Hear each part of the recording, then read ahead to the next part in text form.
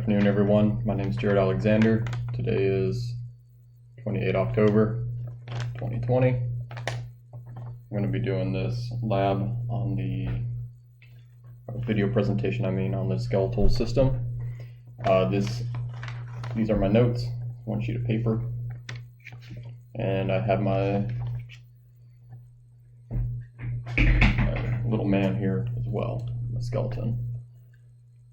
And so we'll start from the top to bottom, describe the main components here of the skeleton. So he fell off his little stand, which is okay. So we got skull, consists of the cranial bones and the facial bones, and then there's some associated bones as well, like the hyoid, which isn't present here. And I'll be also classifying some bones according to their shape. So we also got the flat bones, which are typical of the rib. We have irregular bones, which are pretty much like the vertebrae. We have long bones, like the femur, the tibia, and the fibula. And then we have short bones, like the bones and the cuneiform bones in the hand here. I'm sorry, not the cuneiform bones, sorry, the carpal bones, the hand. And also the metacarpals. So, going through the cranial bones, there are 8 of them in total. So we have the frontal bone, the ethmoid bone, we have 2 parietal bones, 2 temporal bones, and occipital bone, which also serves as the base of the skull with the exit of the foramen magnum for the spinal cord. And we also have the sphenoid bone. Then the facial bones, we got the vomer and the 2 nasal bones, the 2 maxilla mandible right here. And then we have the palatine bones, which are, you can't see it, but they make the palate of the mouth, the roof of the mouth. And then we have the inferior conchaes, nasal conchaes, and the zygomatic bone, as you can see with the arch here, 2 of them, 1 on each side, and the lacrimal bones. And then we have the auditory ossicles within the ears on both sides, and the meatus. That's the malleolus and incus and the stapes. And mentioned before, the hyoid bone. And then we have the thoracic cage, you got the body of the sternum, the manubrium, and the xiphoid process. And then the 24 bibs.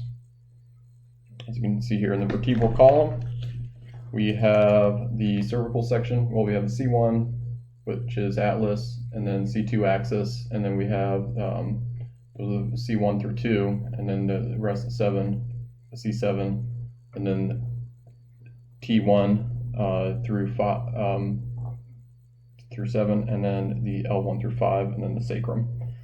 And then we have the coccyx down here as well. So 24 bones total of the vertebrae. Then next, for the appendicular skeleton, we have, which is 126 bones. That's the pectoral girdle, the upper limbs, pelvic girdle, and the lower limbs as well, including the feet and knees as such. So starting with the pectoral girdle, we have the 2 clavicle bones, 2 scapulas, and then we have going to the upper body, or the upper limbs, we have the humerus, and this is the ulna.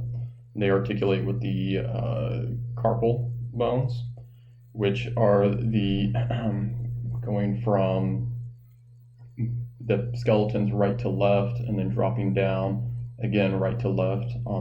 From right to left, we have the pisiform triquetrum, lunate, scaphoid, and then we have the hamate, capitate, trapezoid, and trapezium bone, and they articulate with the metacarpals and then the phalanges. And the carpals were short bones. Next, the pelvic girdle. We have the femur. We have the hip bones, 2 on each side. But what makes up the hip bones are the ilium, the pubis, and the ischium. And then we got the femur, the patella, which is the largest sesamoid bone, also an irregular bone. And then we have the tibula fibula, 2 on each side, or one tibula on each side of the body, so there's a total of 2.